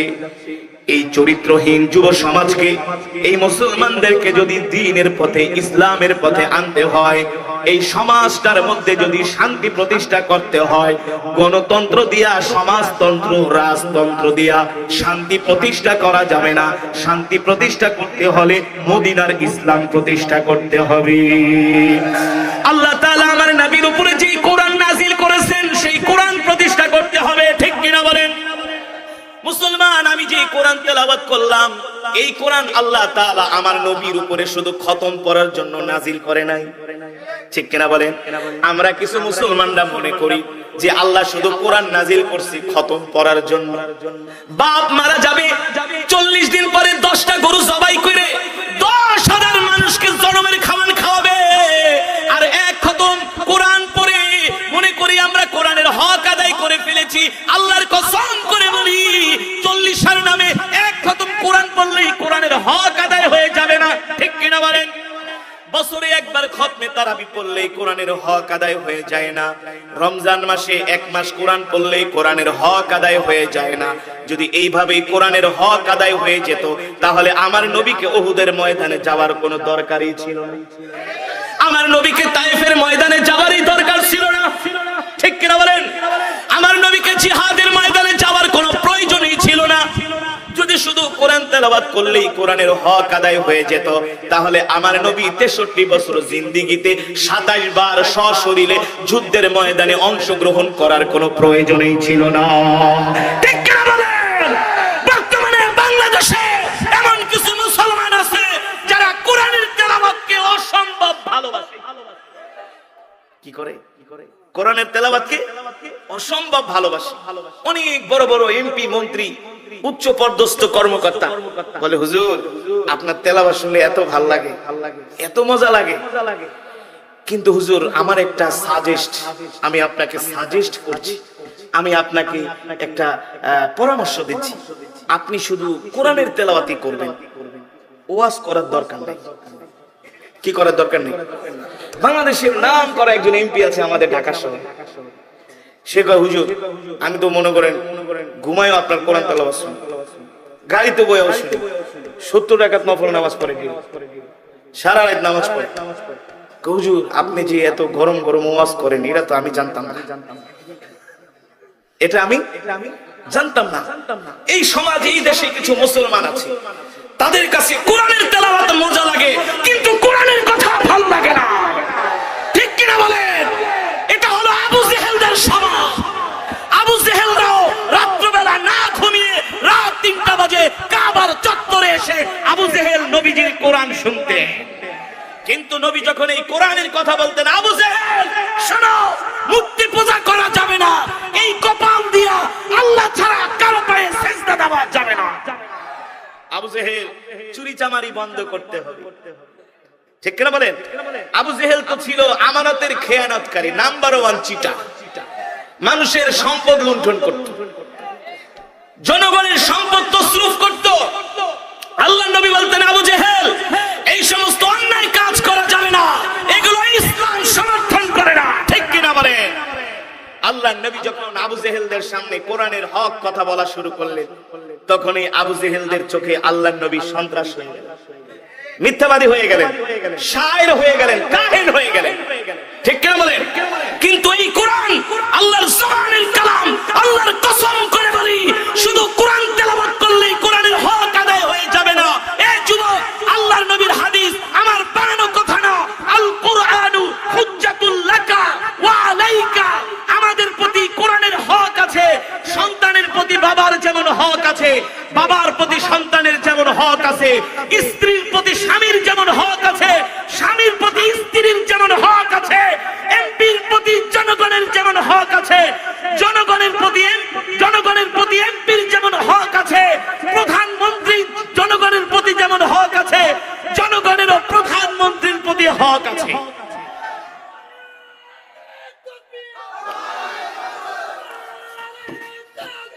সাউন্ড কই গেছে তো?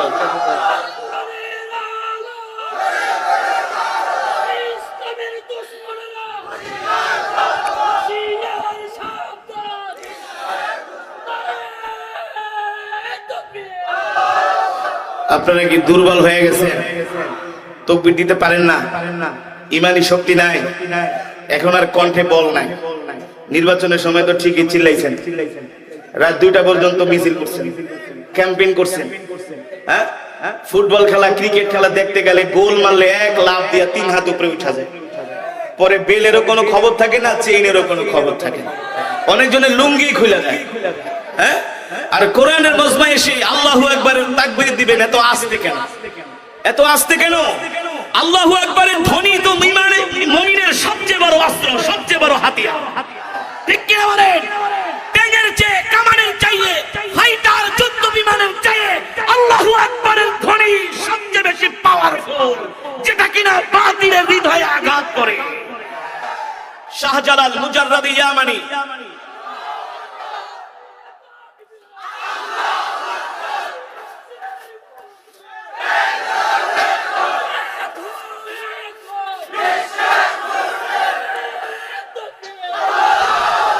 মুসলমান সব সময় আমাদেরকে আল্লাহু আকবারের ধ্বনি ঈমানি শক্তি দিয়ে দিতে হবে, কারণ এটাই আমাদের অস্ত্র।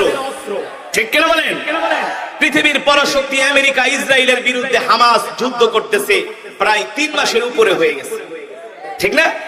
আমেরিকা ইসরায়েল মনে করেছিল হামাস ইসরায়েলের বিরুদ্ধে 1 সপ্তাহ টিকতে পারবে না, 1 সপ্তাহের মধ্যে হামাসকে তারা প্যাকেট করে দিবে।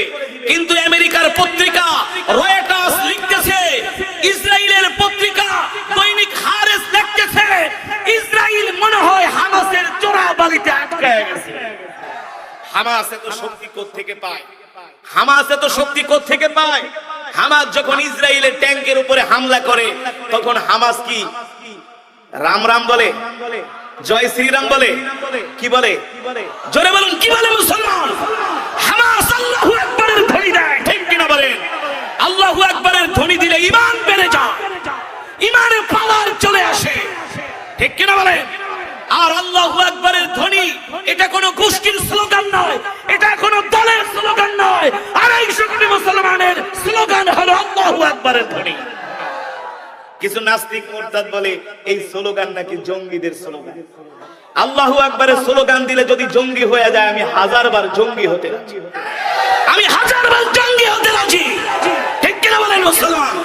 যেটা বলছিলাম, আল্লাহ তাআলা নবীর উপরে যে কোরআন নাযিল করেছেন, এই কোরআন শুধু তেলাওয়াত করলেই কোরআনের হক আদায় হয় না, এই কোরআন দিয়ে খতম করলেই কোরআনের হক আদায় হয় না। কোরআনের হক তখনই আদায় হবে যখন সংসদ থেকে কোরআনের আইন পাস হবে। কি পাস হবে? আল্লাহ রাসূলের হাদিস, আমার কথা না। কুল্লুকুম রাঈন ওয়া কুল্লুকুম মাসউলুন আন রাইয়াতিহি। আল্লাহর নবী বলেন, প্রত্যেকটা মানুষ যার যার জায়গা থেকে সে একজন দায়িত্বশীল। প্রত্যেকটা মানুষ যার যার জায়গা থেকে সে একজন দায়িত্বশীল। আর আল্লাহর নবী বলেন, প্রত্যেকটা মানুষকে আল্লাহ তাআলা হাসরের ময়দানে তার দায়িত্ব সম্বন্ধে জিজ্ঞাসা করা হবে। এ যুবক, তুমি কি মনে করেছো তোমাকে আমাকে আল্লাহ তাআলা শুধু দুনিয়াতে পাঠাইছে খাও দাও ফুর্তি করো, দুনিয়াটা মস্ত বড়? এই কারণে কি আল্লাহ তোমাকে আমাকে দুনিয়াতে পাঠিয়েছে? রাসূলের হাদিস, কুল্লুকুম রাঈন ওয়া কুল্লুকুম মাসউলুন আন রাইয়াতিহি। আল্লাহ তাআলা প্রত্যেকটা মানুষের দায়িত্ব সম্বন্ধে জিজ্ঞেস করবেন। প্রত্যেকটা যুবককে আল্লাহ তাআলা জিজ্ঞেস করবে, এ যুবক, আমি আল্লাহ তোমাকে 60-70 বছরের জিন্দেগি দিয়ে দুনিয়াতে পাঠাইছি, তুমি তোমার দুনিয়ার জিন্দেগির হায়াতের জিন্দেগিটা কোন কাজে ব্যয় করছো? কোন কাজে ব্যয় করছো? রাত 3টা বাজে উঠে আর্জেন্টিনা ব্রাজিলের ফুটবল খেলা দেখেছো? ঠিক কিনা বলেন? ভারতের আইপিএল বিপিএল ক্রিকেট খেলা দেখেছো? অমুক তমুক নেতার পিছে ঘুরছো আর স্লোগান দিছো, আমার নেতার চরিত্র ফুলের মতো পবিত্র, নামাজ পড়ে না এক ওয়াক্ত। ঠিক কিনা বলেন? আপনারা কি কোনোদিন দেখেছেন আপনাদের এলাকার যুবকদেরকে এই বাইতুল শরফ মসজিদে রাত 3টা বাজে তাহাজ্জুদ পড়তে? দেখেন নাই? কোনোদিন কি দেখেছেন অত্র এলাকার কোন মসজিদে রাত 3টা বাজে যুবকরা একত্রিত হয়ে তারা কোরআন পড়তেছে? দেখছেন? কিন্তু আপনারা দেখেছেন যখন ফুটবল খেলার বছর আসে, রাত 2টা বাজে জেগে জেগে আর্জেন্টিনা ব্রাজিলের ফুটবল খেলা দেখে? ঠিক কিনা বলেন? এক বন্ধু আরেক বন্ধুরে ডাক দেয়, দোস্ত আজকে কিন্তু নেইমারের খেলা আছে, আজকে কিন্তু মেসির খেলা আছে, আজকে কিন্তু রোনাল্ডোর খেলা আছে। এ বেটা, রোনাল্ডো কি তোর দাদা লাগে নাকি? মেসি কি তোর নানা লাগে নাকি? তুমি মেসির খেলা দেখার জন্য রাত 3টা পর্যন্ত জেগে থাকো, আর তুমি ফজরের নামাজ পড়ো না। তুমি কি মনে করছো আল্লাহ তোমাকে ছেড়ে দিবে? কুল্লুকুম রাঈন ওয়া কুল্লুকুম মাসউলুন। আল্লাহ তাআলা নবী বলেন, প্রত্যেকটা মানুষ হলো যার যার জায়গা থেকে এক একজন দায়িত্বশীল, আর প্রত্যেকটা মানুষের দায়িত্ব সম্বন্ধে আল্লাহ তাআলা হাসরের ময়দানে জিজ্ঞেস করবেন। আর তুমি যদি তোমার দায়িত্ব পালন না করো, আল্লাহ তাআলার কাছে জবাব দিতে না পারো, তাহলে তুমি এক কদম সামনে আগাইতে পারবা না। তোমাকে আমাকে জাহান্নামের মধ্যে নিক্ষেপ করা হবে। আল্লাহ তাআলা ডাক দিয়া বলবে, আমার বান্দা যুবক, আমি তোমাকে দুনিয়াতে পাঠাইছি শুধু গাঁজা খাওয়ার জন্য না, বাবা খাওয়ার জন্য না, জুয়া খেলার জন্য না, ক্রিকেট খেলার জন্য না, ফুটবল খেলা দেখার জন্য না, বাংলা সিনেমা দেখার জন্য না। ঠিক কিনা বলেন? যেই কথাগুলো বললাম, আজকে যুবকরা খেলার জন্য পাগল, সিনেমার জন্য পাগল, ঠিক না? যদি কোনো নতুন গান আসে ভারত থেকে, ইন্ডিয়া থেকে, এক দোস্ত আর এক দোস্তের দেখ কি ফাটাফাটি গান, বলে কি বলে না? এই গান দেখতে দেখতে তারা মাতাল হয়ে যায়। এই গান দেখতে দেখতে তারা মাতাল হয়ে যায়, পাগল হয়ে যায়।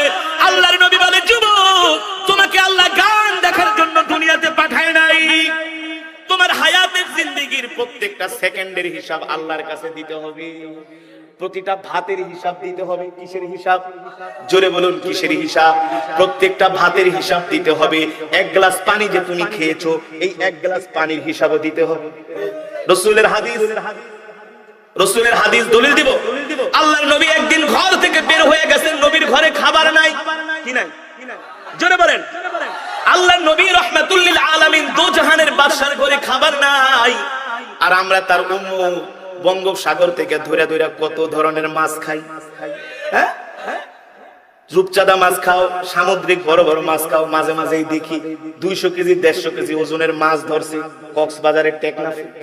কি নাই না জনমের খাওয়া খাও। আল্লাহ তাআলার কাছে প্রত্যেকটা মাছের পিসের হিসাব দিতে হবে। আমরা কত ভালো ভালো খাই, অথচ মক্কার কাফেররা এসে বলতেছেন, মুহাম্মদ, একটা যুবকের স্বপ্নই তো হলো টাকার মালিক হওয়া, সম্পদের মালিক হওয়া। একটা যুবকের স্বপ্নই তো হলো সুন্দরী নারী বিয়ে করা। কথা বলেন।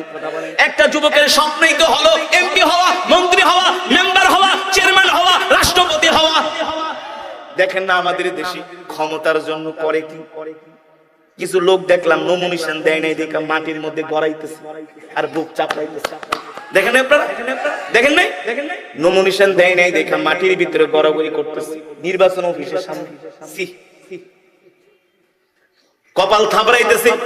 আবার আমাদের ঢাকা শহরের একজন নেতা মোনাজাত দিয়া কয়, আল্লাহ আল্লাহ গো, জীবনে যত ছোটখাটো ভুল করছি আল্লাহ মাফ করে দিয়া এইবারের জন্য আমাকে একটু এমপি বানায়া দেন। ক্ষমতার কি স্বাদ, ক্ষমতার কি স্বাদ! অথচ মুসলমানদের তো ক্ষমতার লোভ রাখার দরকার ছিল না। এরা তো মুসলমান হতে পারে না। ঠিক কিনা বলে? দায়িত্বটাকে আপনি কি মনে করছেন? আপনি যে এমপি হবেন, মন্ত্রী হবেন, চেয়ারম্যান হবেন, মেম্বার হবেন। সাইয়েদনা ওমর যখন মুসলমানদের দ্বিতীয় খলিফা, কুকুরের দিকে তাকায় বলতে, মদিনার কুকুর, তুমি যদি একবেলা না খায়া থাকো, এই কারণে কিন্তু হাসরের ময়দানে আল্লাহর কাঠ গড়ায় ওমরকে জবাব দিতে হবে। কুকুর যদি তুমি না খায়া থাকো, কোন কুকুর যদি না খেয়ে মারা যায়, তাহলে ওমরকে আল্লাহর কাঠ গড়ায় দাঁড়াতে হবে। ঠিক কিনা বলেন? আপনি দায়িত্বটাকে কি মনে করছেন? কুল্লুকুম রাঈন। আপনার দায়িত্ব সম্বন্ধে আল্লাহ জিজ্ঞেস করবে। দায়িত্ব দিয়েছিলাম, দায়িত্ব পালন করছো, কেন করতে পারোস না? ঠিক কিনা বলেন? এখন জাহান্নামে যা, জাহান্নামে যা। এই কারণে মুসলমান, আল্লাহর নবী দুনিয়ার কোনো লোভ করে নাই, সম্পদের লোভ করে নাই, নারীর লোভ করে নাই, ক্ষমতার লোভ করে নাই। আল্লাহর নবী লোভ করেছেন আল্লাহ তাআলার সন্তুষ্টি। ঠিক কিনা বলেন? আর আমরা দুনিয়ার সব লোভ করি, আল্লাহর সন্তুষ্টি অর্জন করার লোভ করি না। আল্লাহর সন্তুষ্টি গোল্লায় যাক, আমার দুনিয়া দরকার। কথা বল না কেন? এই কারণে দেখবেন বাংলাদেশে অনেক দরবারি আলেম আছে, একটু জুটা ঠুটা খাওয়াইলে চামচামি শুরু করে দেয়। আছে কি আছে না? আবার এমন হক্কানি আলেম আছে যারা কারাগারে কারাবরণ করে হক কথা থেকে এক চুল পরিমাণ দূরে সরে যায় না। বাংলাদেশে এমন ওয়াজ আছে যারা মাঠে ময়দানে ওয়াজ করে আল্লাহ বি খুশ না হো, শয়তান বি নারাজ না হো, এমন ওয়াজ করে না যাতে পুলিশ তার উপরে চড়াও হয়, ঠিক না? নেতারা তার উপরে চড়াও হয়, এমন ওয়াজ করে নেতাকেও খুশি রাখি, শয়তানকেও খুশি রাখি। কিন্তু না না না, আল্লাহর কসম করে বলি, এই কোরআনের মধ্যে এমন কোন ওয়াজ নাই যে ওয়াজ করলে সবাই খুশি হবে।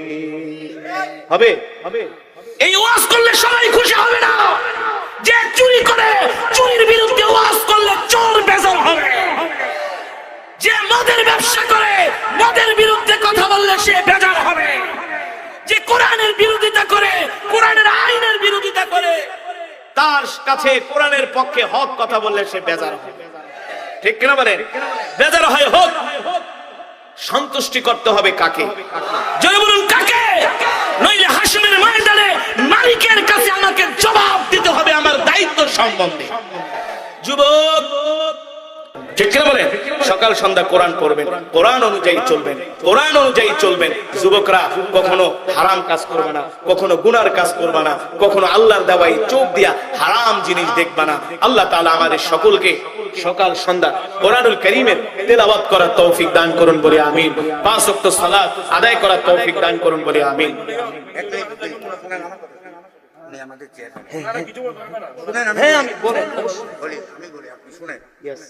আমাদের এলাকার উনি প্রতি বছর কোরআন প্রতিযোগিতা করে তেলাওয়াত করেন। ঢাকা থেকে বিদেশ থেকে ওনার কাছে ওই প্রোগ্রামে কোরআন তেলাওয়াত করার জন্য ওনার বন্ধু একটা ছোট্ট সূরা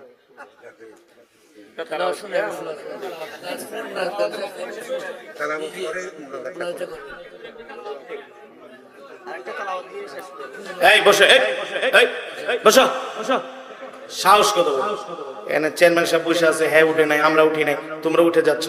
এটা তো দেখতে খারাপ দেখা যায়। তোমরা তো সবাই শিক্ষিত। যুবক বন্ধুরা বসো বসো।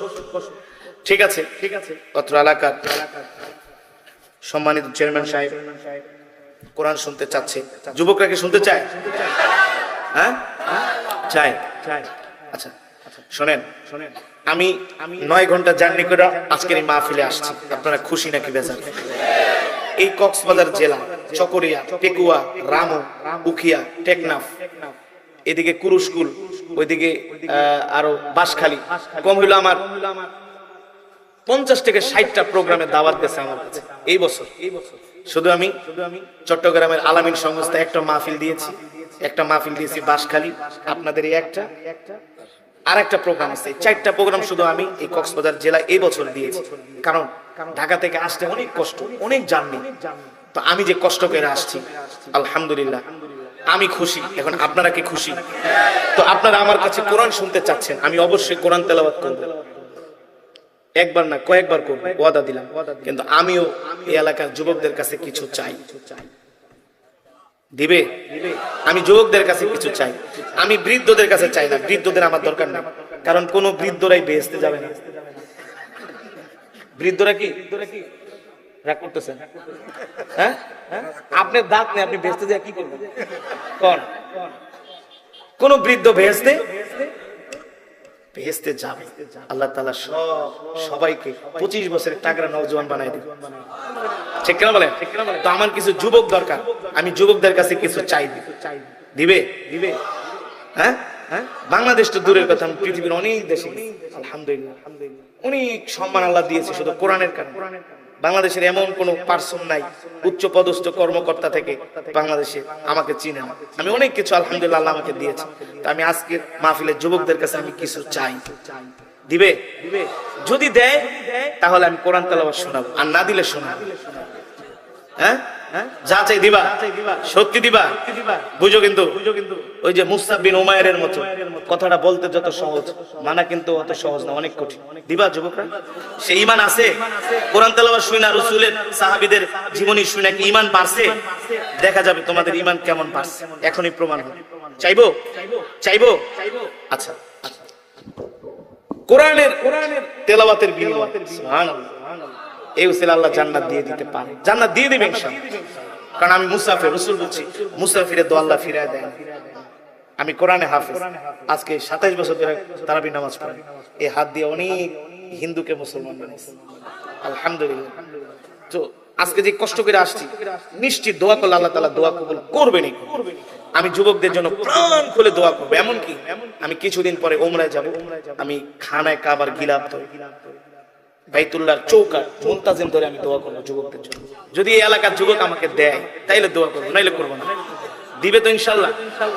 আমি কয়েকশো, বেশি না, আমি 1 থেকে 150 যুবক চাই যাদের মুখে দাড়ি নেই, তারা একটু দাঁড়াও। যাদের মুখে দাড়ি নেই, যারা ক্লিন শেভ করে, এমন কিছু যুবক চাই। কই গেল ইমান, কই গেল? দাঁড়াও দাঁড়াও দাঁড়াও দাঁড়াও দাঁড়াও। যাদের মুখে দাড়ি নাই, যারা ক্লিন শেভ করে, সব দাঁড়াইব না? সেক্রেটারি দাঁড়িয়ে আছে, সব দাঁড়াইতে হবে সব। এই ভাই শোনো, সব দাঁড়াও। যাদের মুখে দাড়ি নাই, যাদের মুখে দাড়ি নাই, যাদের মুখে দাড়ি নাই, যারা দাঁড়ায় আছেন, যারা দাঁড়ায় আছেন, ওনারা তো দাঁড়াই আছেন আলহামদুলিল্লাহ। যারা দাঁড়াইছে একজনের মুখেও দাড়ি নাই, দাঁড়ায় না কেন? দাঁড়ায় না। যাদের মুখে দাড়ি নাই, যারা ক্লিন শেভ করে। এই যুবক, তুমি মনে করছো দাড়ি রাখলে তুমি সুন্দরী মেয়ে বিয়ে করতে পারবা না? দাড়ি রাখলেই তুমি পদ্মানসীন ইনটেক মেয়ে বিয়ে করতে পারবে। যে মেয়েরা দাড়িকে পছন্দ করে না, ওদের ঈমান নাই। দাড়ি হলো রাসূলের সুন্নাত। কোন নবী দাড়ি কামায় না, কোন সাহাবী দাড়ি কামায় না। আজ পর্যন্ত কেউ বলতে পারবে না খানায় কাবা বাইতুল্লাহর কোন ইমামের দাড়ি নাই। দাড়ি হলো রাসূলের সুন্নাহ, ঠিক কিনা বলেন? দাঁড়ায় না কেন? এই বসা যাবে না, বসা যাবে না। যারা দাঁড়ায় আছো দাঁড়ায় থাকবে, যাদের দাড়ি নাই তারা দাঁড়াও। দাড়ি নাই, দাড়ি নাই, দাড়ি নাই, দাঁড়ায় না কেন? দাঁড়ায় না। সবাই দাঁড়াইছে? দাঁড়াও যুবক, দাঁড়াও, দাঁড়ায় না কেন? যাদের দাড়ি নাই। ভাই আপনারা যারা এই পাশে দাঁড়ায় আছেন, এখন শুনেন, যাদের দাড়ি নেই এবার হাত উঠান, হাত উঠান, হাত উঠান, হাত উঠান, হাত সোজা করেন, আমি দেখছি না। যারা দাঁড়ায় আছে তাদের মধ্য থেকে, এই যে যারা এই লাইনে দাঁড়ায় আছে, হাত উঠান, হাত উঠান, হাত উঠান, হাত উঠায় না কেন? রাস্তায় অনেক যুবক আছে, হাত উঠাও, হাত উঠাও, হাত উঠাও, হাত উঠাও। আমি এখন তোমাদেরকে একটা শপথ পড়াবো। তোমাদেরকে এখন রাসূলের মহব্বতে আজ থেকে এমন একটা বিষয়ে তোমরা শপথ করবা যে আর কোনোদিন দাড়ি কাটবা না। রাজি আছো ইনশাআল্লাহ? জীবনে যতদিন বাঁচবা আর কোনোদিন দাড়ি, হাত সোজা করেন, এই ইমানদারের মতো হাত সোজা করো, মুনাফিকের মতো না। বলো আল্লাহ, জোরে বলো আল্লাহ। ওয়াদা করলাম আর কোনোদিন দাড়ি কামাবো না, দাড়িতে খুর লাগাবো না, নামাজ ছেড়ে দিব না। আল্লাহ ওয়াদা করলাম। আল্লাহ আমাদের কবুল করে নেন, আল্লাহ আমাদের কবুল করে নেন। মাশাআল্লাহ। হাত নামান, বসে নেন, বসে নেন। যারা দাঁড়াইছেন তাদের কপাল ভালো, আর যেটি দাঁড়ায় নাই ওদের ভিতরে মুনাফিক আছে। মুসলমান হইলো মুনাফিক আছে। যে একটু দাড়ি রাখতে পারেন আবার রাসূলের আশিক হয় কিভাবে? এটা তো শয়তান। রাসূলের জন্য সাহাবীরা জীবন দিয়ে দিয়েছে। মিষ্টি মিষ্টি ওয়াজ না, ওয়াজ শুনবা, আমল করবা না। এই ওয়াজ শুনে কোনো লাভ আছে? তোমরা মনে করছো কি তোমরা বেশি লোক দাঁড়িয়ে রাখছো? ওই দিন এক মাহফিলে 250 যুবক দাঁড়িয়ে রাখছে। 250 ভিডিও দেখবা, প্রমাণ আছে। 250 যুবক, সব কলেজ ইউনিভার্সিটির ছাত্র, বাংলাদেশের নাম করা ইউনিভার্সিটির ছাত্র। তাহলে আমরা যারা নিয়ত করেছি আর কোনোদিন দাড়ি কাটবো না ইনশাআল্লাহ, আল্লাহ তাআলা আমাদের তৌফিক দান করুন। এই মাজমাকে কবুল করুন।